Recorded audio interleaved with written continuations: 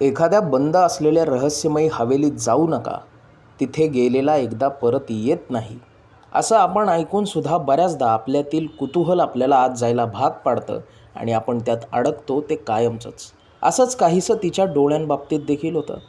असंख्य भावनारूपी डोहांच्या त्या हवेलीत जो जो गेला तो हरवला, आणि तेही कायमचंच. काहीजण म्हणतात ती बोल्ड होती, रॉ होती, बॉम्ब होती, पण मला वाटतं या सर्वांच्याही पलीकडे ती खरी होती. एखाद्या भूमिकेचं, व्यक्तिरेखेचं दुःख स्वतःचं असल्यासारखं पडद्यावरती ती उभं करायची. ती ना आमच्या पिढीची होती, ना आमच्या अगोदरच्या पिढीची, त्याच्याही पलीकडच्या पिढीतली होती.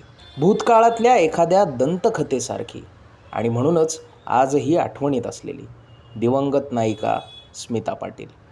वास्तविक ज्येष्ठांना अरेतुरे करायचा आपला स्वभाव नाही, पण तिच्या डोळ्यातील विलक्षण शांत, थंड आणि तितकाच गहिरा, पण सतत आतल्या आत कुढत राहणारा डोह तुम्हाला सगळे संकेत आणि शिष्टाचार बाजूला ठेवून स्वतःमध्ये मिसळायला भाग पाडणारा, त्या डोळ्यांच्या धनी असलेली एकमेव तारका, एका दंतकथेसारखी असलेली स्मिता पाटील.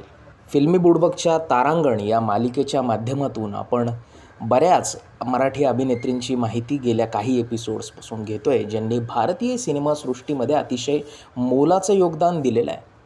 आणि त्याच मालिकेचा आज आपण शेवटचा एपिसोड पाहणार आहोत. अर्थात पहिल्या सीझनचा पहिला जो एपिसोड होता तिथपासून आता आज शेवटचा एपिसोड. आपण बोलतो आहे पद्मश्री स्मिता पाटील यांच्याबद्दल. त्यांच्या एकूण जीवन मालिकेविषयी, त्यांच्या चित्रपट प्रवासाविषयी, वैयक्तिक आयुष्याविषयी बोलण्या अगोदर आपल्या सर्वांना विनंती की आपण अगोदरचे एपिसोड एकदा पाहावेत आणि फिल्मी बुडबकला सबस्क्राईब करावं, ज्यानंतर आपण इथून पुढे देखील बरेच प्रयोग करणार आहोत, बऱ्याच सिरीज करणार आहोत, त्याची माहिती आपल्याला वेळीच मिळत राहील. सुरू करूयात पद्मश्री स्मिता पाटील यांच्या एकूण जीवनाविषयी बोलायला. नमस्कार, मी नीरज आणि आपण पाहताय फिल्मी बुडबक. पद्मश्री स्मिता पाटील. पद्मश्री त्या खूप नंतर झाल्या, आधी फक्त स्मिता होत्या. स्मिता पाटील यांच्या स्मिता नावापासूनच आपण सुरुवात करू. स्मिता पाटील यांचा जन्म 17 ऑक्टोबर 1955 रोजी पुण्यामध्ये झाला. त्यांच्या आई होत्या विद्याताई पाटील, ज्या सामाजिक कार्यकर्त्या होत्या, तर वडील शिवाजीराव पाटील हे एक राजकारणी होते. अशा सामाजिक क्षेत्रात काम करणाऱ्या दोन्ही लोकांच्या पोटी, आईवडिलांच्या पोटी स्मिताचा जन्म झाला. आणि विद्याताईंनी लहानपणापासूनच, स्मिता खूप हसतमुख होती, खूप ती गोंडस हसायची, त्यामुळं तिचं नाव त्यांनी स्मिता ठेवलं. पुढे स्मिताने आपलं प्राथमिक आणि माध्यमिक शिक्षण हे रेणुका स्वरूप, जे पुण्याच्या सदाशिव पेठेमध्ये आहे, तिथून पूर्ण केलं. आणि त्यानंतर हळूहळू आपल्या आयुष्यात पुढे चालायला सुरुवात केली. आपल्यातील कलागुण त्यांनी शालेय जीवनापासूनच जोपासलेले होते. मात्र ते करता करता त्यांनी पुण्यामध्येच पत्रकारिता ही 70च्या दशकात करायला सुरुवात केली आणि दूरदर्शन वाहिनी जी आहे त्याच्यावर त्यांनी न्यूज अँकर म्हणून काम सुरू केलं. दरम्यान पॅरलल सिनेमा इंडस्ट्रीमध्ये त्यांची चरणदास चोर या चित्रपटाच्या माध्यमातून त्यांनी पहिलं पाऊल टाकलं आणि त्यानंतर मात्र त्यांनी मागे वळून पाहिलं नाही. पॅरलल सिनेमा, ज्याला समांतर सिनेमा म्हणतात, त्याच्यामध्ये त्यांनी खूप मोठं योगदान दिलेलं आहे. आपण एखाद्याची भूमिका निभावत असताना अगदी त्यांच्यातलं कसं होऊन जायचं हे स्मिता पाटील यांच्याकडे पाहून कळतं. तत्कालीन ॲव्हरेज सुंदर असलेल्या कुठल्याही अभिनेत्रीच्या जवळपास स्मिता जात नाहीत.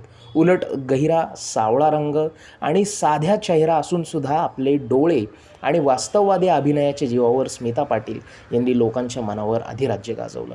त्यानंतर त्यांनी मंथन, भूमिका, जैत रे जैत, आक्रोश, चक्र, नमक हलाल, बाजार, उंबरठा, शक्ती, अर्थ, अर्धसत्य, मंडी, आज की आवाज, चिदंबरम, मिर्च मसाला, अमृत आणि वारिस असे सिनेमे करून आपलं भरदार योगदान हे पॅरलल म्हणजेच समांतर सिनेमामध्ये दिलं.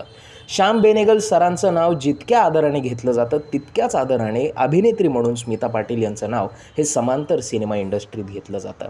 या दरम्यान त्यांना 2दा नॅशनल अवॉर्ड देखील मिळाले आणि पद्मश्री देखील स्मिता पाटील झाल्या ते 1985 साली, म्हणजे आपला मृत्यू व्हायच्या 1 वर्ष अगोदर. दरम्यान त्यांचा प्रेमविवाह झाला, तो हिंदी सिनेमासृष्टीतले अभिनेते असलेले आणि त्यातच एक राजकारणी देखील असलेले राज बब्बर यांच्यासोबत. सुरुवातीला त्यांचं प्रेम प्रकरण झालं, मग लिव्ह इनमध्ये राहिले आणि फायनली त्यांना एक मुलगा झाला ज्याचं नाव होतं प्रतीक बब्बर. मात्र या दरम्यान प्रतीकच्या जन्मानंतर काही दिवसातच स्मिता पाटील यांचा आकस्मित मृत्यू झाला. वयाच्या अवघ्या 31व्या वर्षी स्मिता पाटलांनी हे जग सोडलं. का गेल्या, कशा गेल्या याच्या मागे अनेक लोक तर्कवितर्क सांगतात, अनेक कारणं सांगितली जातात. मात्र जे त्यांचे डाय हार्ड फॅन्स आहेत, ज्याच्यातला मी देखील एक आहे, मला ती कारणं तितकीशी पटत नाहीत. एखाद्या उल्केसारखी स्मिता अचानक आली आणि अचानक गेली.